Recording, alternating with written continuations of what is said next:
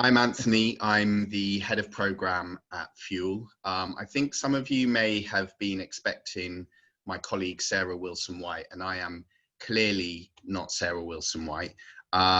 Sarah has been on maternity leave and given birth to a beautiful little girl. But as I'm sure all of you can understand, she has recently come off maternity leave, and with the government kind of guidelines around furloughing, she is now being furloughed. So unfortunately, that means that in her kind of current position, she couldn't be here tonight. So you've got me instead. A little bit about me. I studied as a classical singer. I thought that was going to be my life many moons ago, and then kind of got into producing as a bit of a kind of side job, and absolutely loved it. Loved being able to create platforms for different artists to put their message across and put their dreams on a stage or wherever that was supposed to be. And through a bit of a winding journey that came through the Royal Opera House and the Barbican, and going up north to Manchester at the Lowry, I now find myself at Fuel, which is an independent producing company where we work with a number of artists. And one of those artists, one of those companies is called Gyre Gimble, who are, I can say this because we work with them, they are the best puppetry company that I've probably ever come across in my time as a producer, and it's really exciting to kind of always work with them.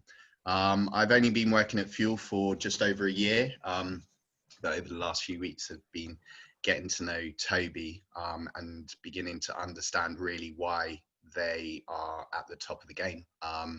So yeah, even though you haven't got Sarah Wilson-White, you definitely have another amazing artist and creative in Toby. So over to Toby. Oh, very kind of you, thank you. What an intro. I'll get used to that. Yeah, my name's Toby Olié, and I'm one of the two co-artistic directors of Gyre Gimble. And yeah, it's a theatre company that specialises in puppetry, both making our own work and our own shows with puppet protagonists, and also collaborating with other artists and creatives and making puppetry for their productions. More of the first one than the latter one in the last few years. And yeah, I suppose I've always made puppets ever since I was about 6 or 7, starting out with toilet rolls and cereal packets and going the kind of full Blue Peter route. And luckily had a very supportive family who encouraged that creativity. And I remember various teachers at school would kind of encourage me to work puppetry into my kind of curriculum and things, which was amazing.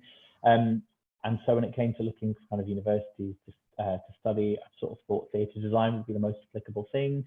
And looked at various courses, and a few had puppetry modules. And I distinctly remember Googling one day, like, puppetry university courses. And there is, I slightly worry it's been disbanded into an MA. I'm not sure, I keep meaning to double check on the status. But there is a puppetry degree at the Central School of Speech and Drama, which was a 3-year course. There was an MA, and as I say, it might be turning into an MA. I'm sort of waiting for clarification. But I did that course for 3 years. It's mostly kind of performance based.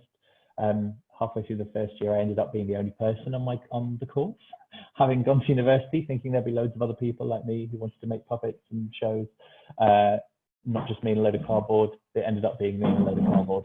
But actually, it was good. It was good because I think from a really, really early stage, I was collaborating with other disciplines and courses, the design strands, the construction strands, stage management, in a way that I feel like other artists who had lots of people on their strands didn't necessarily do. So I felt like it was, a really exciting induction into that theatre making collaborative process, even earlier, I guess, than than most. Yeah, and so while I was studying there, I had loads of guest tutors. There wasn't a fixed puppetry tutor, which was great. So I met lots of different artists and people who came and taught on my course. One of which is an amazing man called Mervyn Miller, who was an associate with Handspring Puppet Company in South Africa. And Mervyn had come in and taught some skill sessions on my course, and then he was put in charge of finding puppeteers to workshop this crazy bonkers sounding project called Warhorse, that wasn't a thing at all. It was a book, that was all it was. And yeah, the National Theatre Studio were getting together casts of puppeteers to sort of road test the ideas for the horses in this show. And so Handspring Puppet Company had made one prototype horse. And it was, before I graduated, I remember writing my final dissertation about what I wanted to achieve or what my ambitions were. And I was sort of going, well, if I get this job, that kind of is my ambition, to puppeteer a lead character in a show at the National Theatre. So no, it was amazing. It was amazing. It was a crazy process. And I think what's interesting, even in hindsight now, is that it's gone on to be this kind of global commercial success, but started out as a genuine risk that people were really not sure about. Would people watch a puppet horse and care about a puppet horse for 2.5 hours? And I think the thing that's interesting, and especially having been involved in a number of kind of similar scale projects since, is that no one at the time was saying it's going to be a commercial hit, it's going to be this, it's going to be that. And so many times since, people have gone, this could be Warhorse, this could be a Warhorse, and you immediately put pressure on a process that just feels so unhelpful. Or it could be a sort of subsidized show that goes commercial, that goes populist. And I just keep thinking, yeah, but when we were running around with cardboard horse heads on our heads and big high-heeled horseshoes, no one was going, we're going to be rich. Anyway, so I was very lucky to be in the original cast of Warhorse in 2007 at the National Theatre. It was one of the puppeteers of Joey, and stuck with it in the revival and the West End transfer. And then when I left as a performer, I was asked to be one of the associate puppetry directors, so directed the puppetry in the show for a number of years. And that was, whilst performing in the show, that was how I met Finn Caldwell, who is had trained as an actor and has got into puppetry through Blind Summit Puppet Company. And we were on separate horse teams with a bit of playful rivalry originally. And then when the show transferred for the West End, I joined his horse team. And we were both really encouraged by how, although we had very different backgrounds, we often approached things with a very similar ethos and attitude. And so I think that's why we were both asked to kind of look after the puppetry on the West End production when various international versions started popping up. And again, alongside Warhorse, I'd sort of made and directed puppetry for various other shows. A Giant Cheshire Cat for the Royal Ballet, a new production of Alice in Wonderland they did. I got to design some puppets for a stage version of The Little Mermaid for Disney, which is really exciting. And it's, Warhorse did amazing things for puppetry. I feel like it really opened it up and opened people's eyes as to the kind of art form it could be for a kind of adult audience, for a family audience, sort of stretching its boundaries and its possibilities a little bit more. And so, yeah, Finn and I worked together on Warhorse. We then created a show together called The Elephantum, based on an amazing picture book by Ross Collins. And Marion Elliott, one of the directors of Warhorse, who then was an associate at the National, very, very generously supported Finn and I fantastically and got us development time and space at the National Theatre for The Elephantum. And we ended up, co-directing a show at the National Theatre, sort of 2 years after leaving Warhorse. It was amazing. And that show basically led us to found our company for when we worked together, called Gyre Gimble, which is from the Lewis Carroll Jabberwocky poem, after many days of trying to come up with a company name. And we set about making more work to continue the good work that Warhorse did, where a puppet is a protagonist and it drives the narrative. It's not a special effect, it's not a sort of sidekick, it's not a pet, because you can't have a real animal. You need to invest in it and to care about it for it to drive the story forward. So I think it was really exciting for us and to see people's responses and people's hunger to create work like that. So we did an adaptation of another Michael Morpurgo book called Running Wild at Chichester, which started as an outdoor promenade piece with their youth theatre and went on to Regent's Park and toured the UK. We worked with Bristol Old Vic on a new musical, The Grinning Man, that will be streaming actually from the 26th, week on Friday. Is that the 26th? Yes, I think it is. but that's streaming via Bristol or Vic. And then we've created Heartful Monkey. As Finn and I were both sort of grew up in the Northeast, not that either of us sound it anymore, it's been too long since we've lived up there. But we were both aware of the Heartful Monkey myth, and when we were looking for stories that could have a puppet character at the center of it, it just felt like a really, really exciting, dynamic story to adapt. And then we created a show for Shakespeare's Globe called The Four Seasons that, based using the Vivaldi music, we sort of devised a visual narrative to the music in a similar way to sort of what Disney did with Fantasia, I guess. And yeah, we've enjoyed some amazing times, and we have run training workshops alongside our work, and we're very excited always to kind of work together. We do other things separately, but we miss each other and come back together, and it's an exciting dynamic to work in. Amazing. Sorry, that was quite long. That was quite long. That was amazing. That was amazing. TV. I didn't know you were on the Cheshire Cat in the Royal Ballet. Yeah. That's so weird. It was. I was there at the time. We did. Were you? Yeah, I worked in their learning and engagement department at the Opera House. So yeah, we did a load of stuff around that. And we had some of the dancers coming in and talking about what they were doing. So yeah, wow. I basically turned up with like a tiny cereal box version of the cat as like proof of concept, and it was hilarious. But it was brilliant. It was really good fun, and yeah. Amazing. Thanks, Toby. No so we're now in a very different world to the heady days of Warhorse and the Cheshire Cat. We're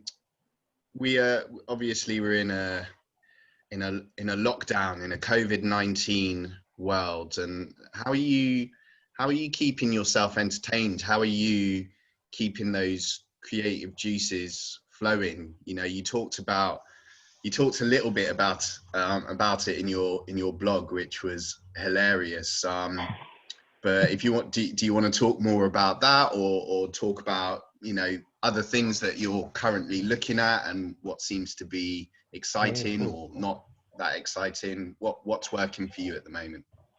I suppose like so many people, I've had lots of projects kind of postponed for next year, or stuff called off because we were waiting to apply for funding that of course is kind of on hiatus for the foreseeable.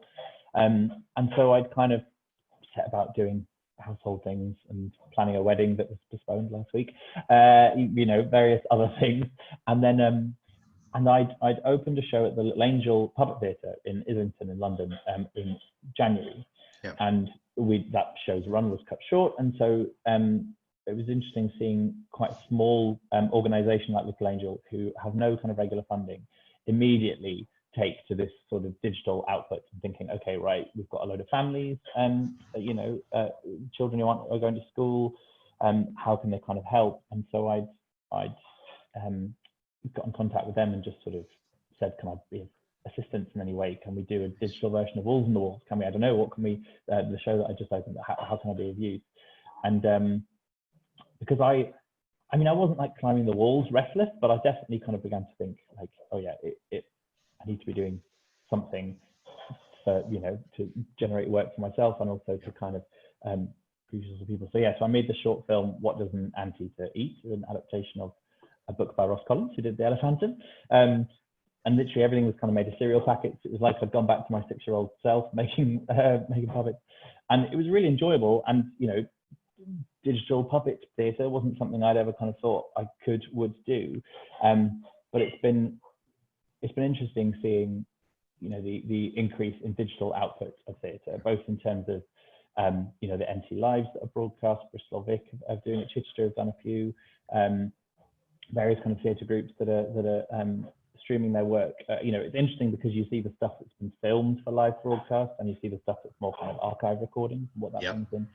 But I don't know, it feels like I was really intrigued by Barbershop Chronicles, the Fuel project, and Streetcar Named Desire, particularly because they weren't end-on performances. So actually the kind of camera was working harder to see the story, and that felt like, as an audience, I personally felt more engaged and active in it because your actual perspective was changing and shifting. And you felt like you were in a three-dimensional story in a way that you do a bit, but not as much when you're watching a kind of end-on filmed piece. And so that certainly got me thinking about, I guess, how the kind of digital form can be used, reinvented, played with, as lockdown and a lack of theatre increases. Yeah, I hadn't thought about that perspective, but you're so right. There's such a, I really miss the live element, obviously, of being in a theatre and seeing a show. But there is that thing of, you almost have that choice, don't you, of what you want to focus on. And in any kind of, I guess, in any type of theatre, there's always more than one story going on, and you can follow those different journeys. Whereas when it's on a screen, it's like you're told straight away what to look at. And I think that's what I've been struggling with a bit, in terms of watching a lot of the digital theatre that's out there at the moment. You're almost directed in such a prescriptive way to understand this linear story that has been put out for you. So yeah, that's what I've been really struggling with at the moment. But I hadn't thought about the different perspectives, and you're right, with Barbershop, that was originally filmed in the round. So yeah, there was a lot of scurrying around, a lot of different camera angles, which allowed you to, at moments glimpse, one of the actors who weren't in shot or weren't in focus, to be like, okay, well, what's that person doing over there, and what's his story? So yeah, good shout on that one. I hadn't thought about that at all. I guess in terms of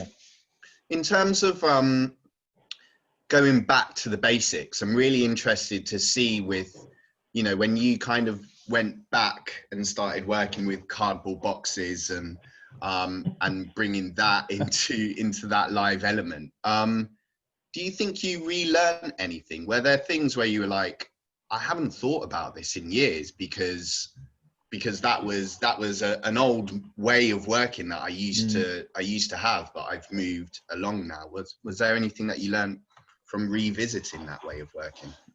It was definitely, I don't know, as in kind of Gyre Gimble's work and the work I kind of do separately, we kind of pride ourselves on the kind of direct contact of a puppet. So like puppeteers not using rods or strings, being kind of direct hold of things, and collaborating in a team, working in, 2, 3s, 8 if you're on a giant Cheshire cat, and working in that close proximity. And I suppose I came from, making hand puppets, making rod puppets, putting on shows myself in my front room for my very understanding family, and sort of going from, right, okay, when I design or make a puppet, how many hands are available to animate it? And so actually it was quite interesting reversing that and going, okay, I've got these articulate animal characters that are all going to move and all going to speak in this film, but actually how can I use what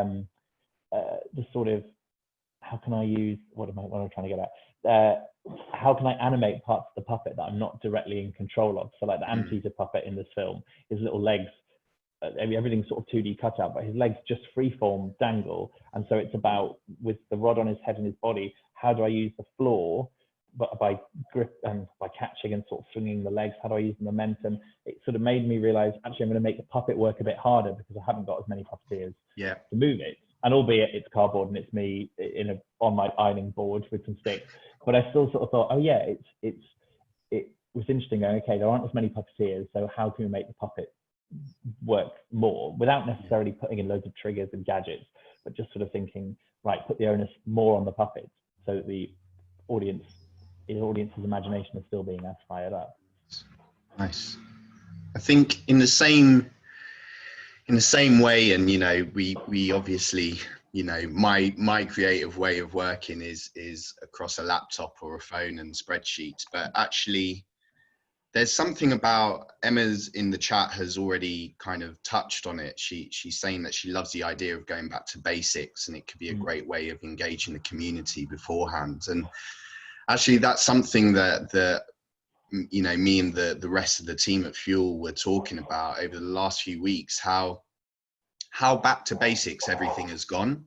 there's this sudden kind of change of, there's been less emails that have been kind of going between people. People have just been able to pick up the phone. Conversations have become easier. Ways of working have become easier in this madness that we're in. So I think, I don't know, I'm always thinking about what we can learn from whatever situation we're in, and I think that's something to look at, how we can use those, going back to the skills that got us to this place in the first place, to, I guess, you know, build on those and help communicate in different ways and create work in a much easier and simpler way. So that's something that I feel I've learned coming from this. In terms of, we've got a question. NT Live has been enjoying a relative success in cinemas for a while now. Do you think the enforced move to digital over the last few months will increase this appetite for similar work? Oh, I mean, I think what's interesting is it feels like there's already various different platforms exploring the medium in a different way. Even so, the Old Vic are reviving Lungs, aren't they, with Claire Foy, and it's happening live every night, right? From my understanding, so it happens That's live right. Every night. They're distanced. Yeah. The audience, you're encouraged to pay what you would normally pay to go to the theatre, but the audience all have the same view, which is amazing. But there's sort of a sense of it being that is a legit live stream. A friend of a friend is reviving. They did a touring version of Birdsong. Oh wow! The novel, and they're sort of doing a staged. I was frantically googling it before this. So they're doing a sort of staged retelling of it, but it's got a full creative team. I think the author is narrating it, but you see the characters. There's someone's designed a digital set that's behind them. They're all in costume. And so you watch, and they're performing each to the camera. So it's like you're the character opposite the character talking. So you kind of get that perspective. And I think, I don't know, I feel like if, obviously there's going to be an increase in a consistent amount of digital work coming out over lockdown. And to me, it feels like I would get tired if I'm watching a lot of similar fixed point stream things, but it feels like if I think there'll be a hunger for it if the kind of form is still challenged as well. Absolutely. People, you know, in the way that when we're making theatre, we're always looking for exciting ways to engage audiences or to, you know, flip the convention. I think, you know, digital and theatre are still kind of finding their way around each other, and so it'll be interesting to see what continues to be made, for sure. Yeah, I totally agree. I think hopefully Zoom aren't listening in, but I think it's worth remembering there used to be something called Skype, which was the way forward for all of these types of kind of communications. And suddenly in a week, you know, everyone had heard of Zoom, and it absolutely took over. So while I do think NT Live will kind of build on that appetite, there are already a load of different platforms that are coming up. We've been approached by a platform from America who have been working with a lot of Broadway shows, and they're coming over to the UK quite soon. So I think there will be an increase in appetite for digital work because there will be more that is readily available, and probably in the same formats as, you know, Netflix or Amazon Prime. But at the heart of it, it's the quality. And I think that's maybe what you were touching on, Toby, that there has to be that thing that is going, there has to be that moment of quality in all of the work, or it's going to be found out quite quickly. And that's the moment that I think interest will begin to wane. So yeah, that's where I think on that one. Talking of difficult times ahead, it would be remiss of us not to talk about the stuff that generally makes the work happen, and I guess that's money. And where's your thinking at the moment in terms of, you know, what's happening, what people are thinking of what this future will look like for our sector. How do you as an organization and you as an individual as well, how are you planning for that? How are you working to kind of still keep that creativity going, even though there's a kind of a looming sense of unease in the future? What's working for you? Well, I think I've certainly been, engaging in a lot of conversations with people in similar circumstances. I've been a part of a lot of conversations on scene change, which is a lot of kind of designers and supervisors and people like that, and the freelancers make theatre work kind of movement. Because I've sort of, I don't know, there's a point where I sort of went, we're a puppet company and we need lots of people on a character, so we're kind of screwed until things get better. And very quickly it was like, that's not a good enough attitude. And so I've been chatting to a lot of people who've been, Regent's Park was going to be doing 101 Dalmatians for them this spring, but that's postponed to next year. But it straight away made me go, well, actually, surely a focus more on kind of outdoor or promenade or means of performance like that feel a lot more kind of potentially the kind of first types of performance that could be generated. I know Chichester are sort of planning outdoor performances where you sort of buy instead of your ticket and a seat, you get a kind of patch of grass outside the theatre, sort of distant Glastonbury stage. But I think we've Finn and I have been thinking a lot about the existing projects we have and the ones that we wanted to tour, as well as some new projects. But actually thinking about, okay, if those titles didn't happen in an indoor space with a fixed audience, how could they evolve? How could they be more interactive? How are they? How do they not rely on necessarily sort of the stage trickery or kind of craft that we've been to? And I think it's sort of encouraging a certain amount of flexibility and an invigoration of your normal process, I suppose. Yeah. And we did the show Running Wild outdoors with Chichester, which was amazing and really liberating. But I think if we hadn't done that, the talk of somebody going, right, you're going to have to, outdoor work will probably be the sort of thing that can happen first. I feel like I'd feel less equipped. Yeah. So I suppose it's I don't know. I think it's more about joining conversations and kind of seeking out those people who are used to working in those kind of different disciplines. Yeah, absolutely. And learning from them. Yeah, outdoor work seems to be something that a lot of the artists that we're working with currently are going towards. And I think also when we were chatting earlier, Toby, you were talking about how some of the people that are going and doing building work and going into other forms of working, and it reminds me.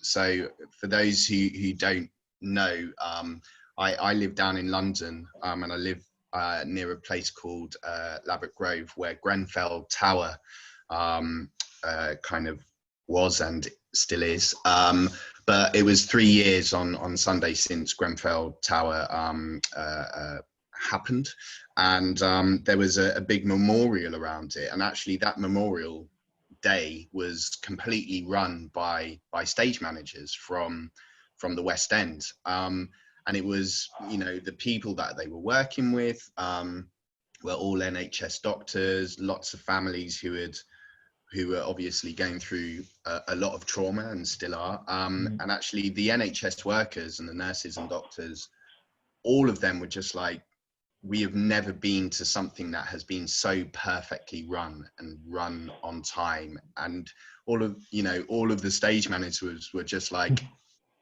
that's what we do. We have our 2-minute call, and we know exactly how to make things run along and keep everyone in check and never be rude. It's about those transferable skills as well, and that's a lot of what we're talking to our freelancers and different creatives that we're in contact with about, making sure, I guess first and foremost, that you can get some food and pay your bills, and then look forward from that. We have a question, a live question, Toby. Let's see how this goes, from Simon. So apparently he's just going to pop up on our screen. It's like Eurovision. I know. What are the scores? 0 points. The thing I have to ask first, of course, is can you hear me? Yes. Yes. Okay.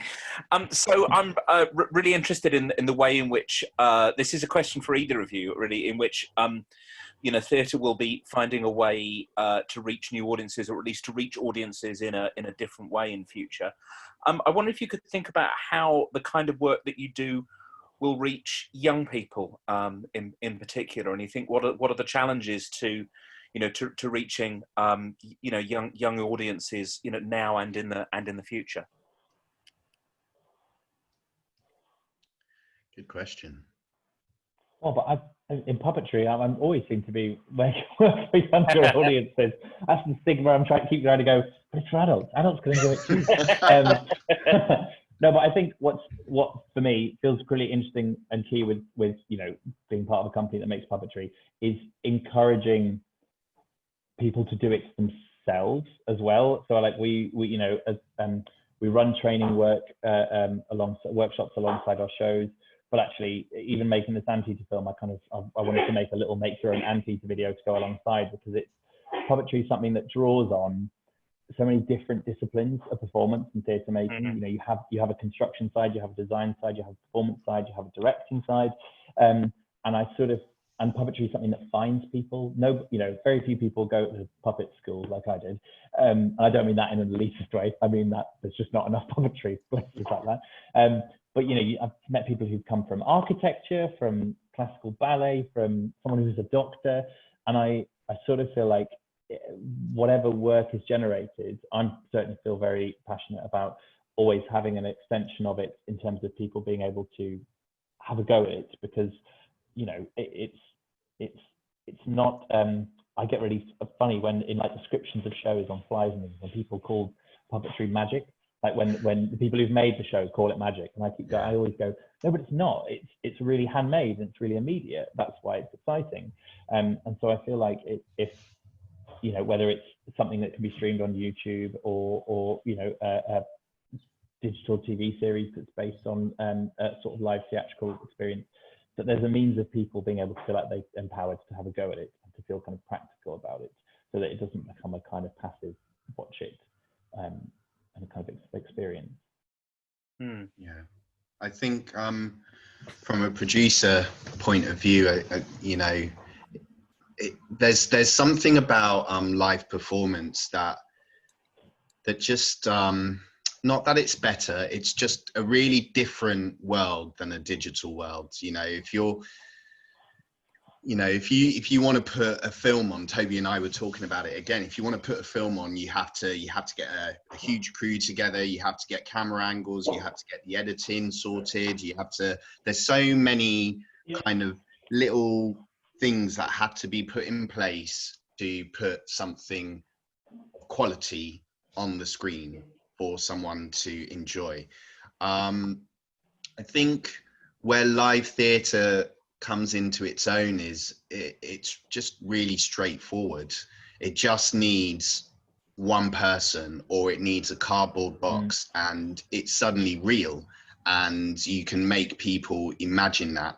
And I think it's really important, if we are going to continue down this route, Simon, of you know, digital performance or digital theatre, I think there has to be the element that Toby was talking about, which is to make people do things themselves. Like, yeah, take it in, but actually have that moment where you can get your hands dirty and you can learn something, and you can create your own puppet, or you can try out a monologue, or you can write your own monologue, or you can learn a bit of BSL. I just think there's something that theatres need to do a bit more than just put in a piece of digital performance on a screen, because then we're losing that kind of that element that I think everyone on this screen and in this virtual room, it's what we love about theatre, or we wouldn't be in it. So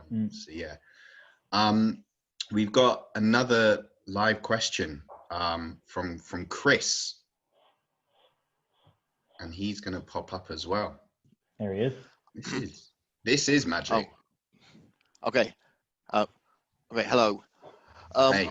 Since we're on the subject of digital theatre a lot, what I think is an interesting unknown variable is what this happens to political theatre. The big weakness I can see of political theatre at the moment is that it is almost always aimed at an audience of people who already agree with the message, and so no one's mind has changed. When it's online, it can suddenly reach a much wider audience, so it can reach people who don't agree with you, and you might change their minds, but equally they might still disagree with you and say what they think of what you said. So how do you reckon this will pan out? We chatted a bit before, haven't we, Anthony, about the fact that this digital content has an immediate audience. You know, the fact that anybody can go onto an Instagram live or a Facebook live or whatnot, and you know, perform, talk, whatnot. And I think it's something that it feels like there's an immediacy there that you know, that you can access an audience and put your message across. And I think it's, as you say, it's important for companies, for producers, to think about engaging outside of the kind of usual subscribers to their ticket sales, or to their, you know, because so many theatres need their guaranteed audiences and their local audiences to fund them. But actually, the advantage of these very strange times now as well is that the ability to kind of engage people who wouldn't normally come to your theatre, who couldn't afford the top whack ticket prices. And it feels like casting that net wider, and I don't know, through many different platforms as possible, you know, feels really key. Yeah.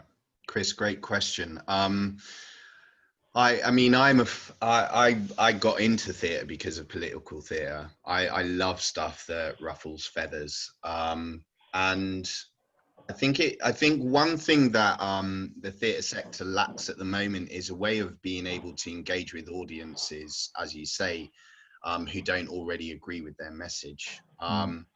And I think that's probably the first step that needs to be taken. It's how do you reach out to those people who don't see theatre as a form of entertainment? There was, I can't remember which newspaper it was, but it was over the last few days. It might have been the Telegraph, but please no one sue me from the Telegraph, where they picked like they talked to 1,000 people in the UK, and it was the top 5 useless jobs in the UK at the moment, and number 1 was an artist. And that kind of, you know, that paper probably has a very certain demographic who think in a very certain way. And I'm sure if it was The Guardian, it probably wouldn't have been that way. So it's about how do we talk to those types of people to make them understand not only the importance of, you know, creativity and the arts world, but also those political messages that we want to put across, and how do we make sure that it's not in a kind of in a vacuum where everyone totally agrees. And I think that can only be achieved by really understanding how as a sector we need to talk outside of our 4 walls that we've gotten really used to. So yeah, really good opportunity to do that. If anyone wants to ask questions, please do just type away in that chat box, and I'll try and get those up as we can. We had just on political theatre, because weirdly, when we did Hartlepool Monkey in 2017, in the autumn of it, we had, I'm not going to name the newspaper, but we had a newspaper article we had a phone interview with them, and the day after was our first night of the show here in London, where Hartlepool FC were playing nearby, I think. So there were loads of Hartlepool supporters in their football kits in the audience. And we had this amazing time with them, and they like really loved the show, and they spoke about the kind of different perspectives, because we, you know, showed some of it from the Monkeys' perspective, and all sorts of things like that. And then the next day, this newspaper published an article misquoting us and twisting quotes from other news stories about Hartlepool, and completely like this piece that we'd made that made no judgments on any side and was making kind of bigger observation about the human experience. You know, immediately this paper just kind of came at it with this different perspective, and again tried to shut out a load of people that we were attempting to kind of invite into it.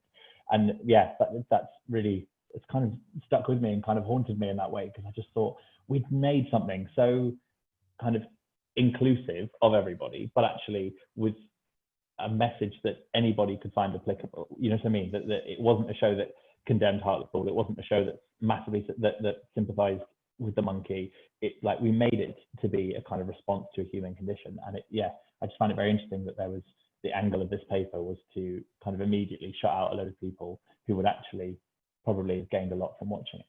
Yeah, yeah, great. Yeah, I think maybe with that though, I think maybe in where we are at the moment, maybe there's just more democracy around that, because you can be in front of audiences just straight away now. There's almost less of a need for a 5-star review from a paper. There's more opportunity for people just to say, yeah, I'll gamble on this, and if I don't like it in 10 minutes, then I can leave. But that almost invites more engagement with people. So maybe this is an opportunity to reach out. There's a question, we had right? Yeah, there's a question, right? I could see it. Yes, there is. We've got two. Does the current situation where everyone is working from home and much more stuff is online, is this an opportunity to have more opportunities outside of the major cities? 100%. Yeah, I was going to say, I hope so. Yeah, absolutely. We Fuel did an international tour, which was the most bizarre thing. We had a show called Love Letters at Home, which is a Zoom performance, and it's already gone to LA. It's in Wales tonight. It's gone to Mexico City. It's going to Melbourne on Friday. And although those are cities, you know, that is something that would never have been possible with the type of budget that would be needed to tour both nationally and internationally. And so we've already gone and put that in front of people who would never have had the opportunity to do that. So I really hope that this is an opportunity to go outside of major cities, because you know, there's a particular theatre that has national in front of it, and I'm really hoping that, you know, some of what they do can now go out to those places that aren't the usual kind of 5 big cities in the UK. So yeah, I personally really hope that this is the moment where that will happen. Yeah, very definitely. And then we had a second question, maybe this more for you, Toby. Where do you feel community engagement being part of the creative process fits into future models for creating work? I think what seems really exciting, especially, you know, our kind of skeleton framework of our plan we've got for Hartlepool Monkey Homecoming, is kind of, I feel like there's so much meat in the collaborative process of making a piece of work that traditionally an audience just don't get to see. You know, they get the results are particularly juicy if that process has been really good when they watch it. But I feel like, for me, when I've done community projects or kind of work around a kind of performance, it's always felt the most dynamic and exciting to me when the kind of engagement of you know, if it's people from local groups who are already interested, or if it's going out and finding people to ask their opinion on something, when they're actively involved in that kind of creative melting pot kind of moment, it feels like it's most dynamic and it's most creative, and you see the roots of it in the actual kind of performance in a way that, I don't know, I feel like I've seen lots of work that has been community based in response to a show, And it was sort of, I don't know, the Hartlepool Monkey Homecoming thing has gone through so many different models. And actually the version where we kind of went, well, let's go and find the different versions of the story, well, you know, the different versions of the story that the people of Hartlepool might know, or where they learnt it from. So whether are they told it by relatives, do they get told it in school, and drawing all those kind of threads together, and that being the kind of catalyst for this kind of next stage of that project feels really exciting. And I'm always curious to see how much the kind of community engagement side can happen at the earliest possible stage of a project. For sure. And I think I think no matter where we are in terms of like the current place where the world is, I don't think that should ever change. I think it always has to be at the heart and right at the beginning. So yeah, absolutely. We've got a question about partnerships. Maybe you can chip in. Maybe this will help you with the cancelled wedding, Toby. Thinking about new partnerships. Get my deposit back. Yeah, sorry. Thinking about new partnerships and working across sectors, what would your ideal cross-sector partnership work look like? Ooh, that is a good question. That is a really good question. I'm dreaming. I'm dreaming up my perfect project now. I know.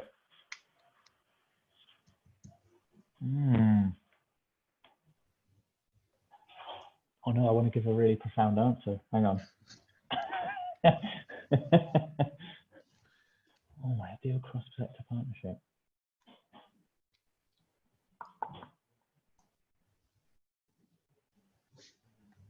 Oh. I mean, these creative ideas normally take days and weeks, and Rachel's just putting you on that spot. I love it. I think, well, Rachel, come work with us. Look, you're making on, Toby. Bring those provocations over here. I think there's a project that, to be honest, I don't even know if they've got their funding in place yet, but there's a project that I was approached about a couple of weeks ago that might happen at the end of August that would be under like distanced parameters and things like that. And they were talking about how through distance, you know, you could have an actor narrate or something, you could have dancers responding, you could have musicians, and somehow celebrating the fact that you've got these kind of different sectors or strands of performance that are kind of brought together, although not in physical proximity, but that you can tell that story.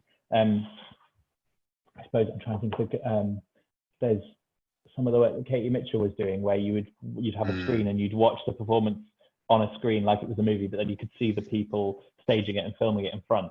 And a bit of me began to go, well, then what kind of cross-sector, stealing your word, sorry, what kind of cross-sector performances can you have where actually, although it can't be as interwoven a performance where you have teaching 8 Royal Ballet dancers to be a Cheshire Cat, or you know, or bringing in these musicians from here, how even though in our retrospective little islands physically in a performance, how can you still create to one kind of bigger picture? Because I feel like in normal conditions you go, well, why is that person not helping out with that, or why aren't the musicians mixed in amongst that person? But I feel like it's a kind of strange set of circumstances to be given, but actually how can performance respond to that kind of literal distance that you're going to have between you? Amazing. And they've asked me to design a puppet for this thing that has to be operated by one person, and it's a really big thing, and I don't know what to do.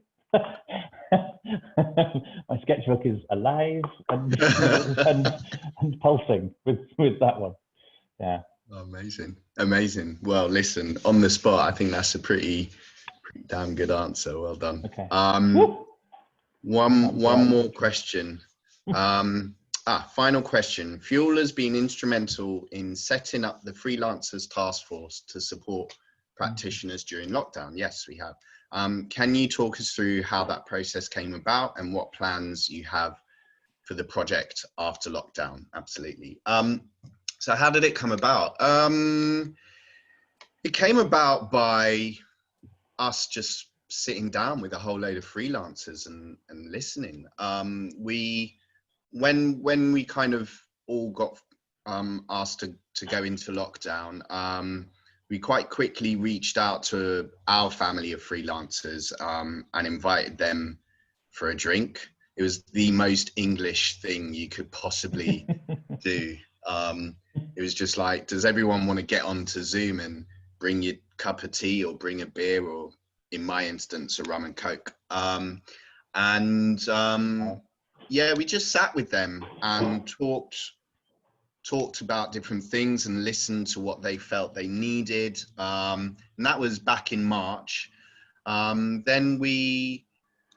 the Arts Council put the ask out for emergency funding. And we were hearing that a load of the freelancers were really worried because there was a lot of pressure on them to get this application right, because that meant it was money that would help support them. So because we had a number of our own staff members who kind of they weren't on their projects, and they were kind of kicking their heels before we all found out this new word called furloughing, we decided to help them write their applications. And we worked with, I think it was about 60 freelance artists to write their applications. And between those two types of discussions, I guess there were three headlines that we kept hearing. And that was around their frustrations around information coming through to them, and communication from like venues, from other organizations, from people on top. Freelancers just didn't know what was going on. And then there was a frustration around financial security. There was nothing coming out of that. And so that was, again, things that we had to really talk and listen to them about. And then the last point, and it's worth always saying that 70% of our sector is made up of freelancers, so they far outweigh any and everyone, and yet theirs was the last voice. So Kate, who's our director, decided to bring together a task force. 50 organizations signed up to it, and it's about 140 now. So and what are we going to do in the future? I don't know. The task force will decide that. It's not down to us as venues or organizations. So yeah. And every venue's nominated, haven't they? Every venue on kind of behalf. Absolutely, yeah. It's been really rough and ready, and it's been brilliant. I mean, I just remember like receiving emails from various places going, "Well, look, who wants to be our task force person? Why would you be good for the job?" And seeing that a range of artists kind of coming together. Yeah, it's really exciting. Yeah. No, it's been amazing. It's been really amazing. It's been really lovely to see so many different faces, some who I have never heard of in my life, and then some who I'm like, oh my God, I haven't seen you for ages. So yeah, it's been great to see the range of people. So that is what the freelance task force is. I think that brings us to a close, Toby. That's kind of flown by for me. I was a little bit worried that we would run out of time. But yeah. What, we'd have to get you to sing and put your original No, we're not doing that at all. Toby, I just want to say thank you. Yeah. It was a real pleasure chatting away with you, and also to Empty Shop and thank you. Kate at Hartlepool. Thanks for having us.